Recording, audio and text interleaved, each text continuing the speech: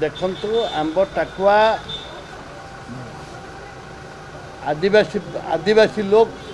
जो बोलता है वो ओडिया कह दूँ आंब टाकुआ आदिवासी लोक मानकर जो खाद्य बोली माननीय मंत्री उपमुख्यमंत्री जो कहते ये एक निंदनीय घटना जेहेतु से आदिवासी लोक सहित मिसी ना आदिवासी सहित नाची ना कि गाई ना आदिवासी गाँव में बसी ना आदिवासी गाँव में खाई ना से आदिवासी आंब टाकुआ आदिवासी मानकर पारंपरिक खाद्य बोली कहते कांग्रेस से केन्द्र थिला फूड सिक्यूरिटी बिल आड़िक प्रत्येक मुंड पिछा 5 किलो चाउल दवाई निष्पत्ति नहीं दि जाऊँगी आगे ठीक समय चाउल दे पारे ना जहाद्वारा कि से गाँव में चाउल पहुँच पारा ना लोक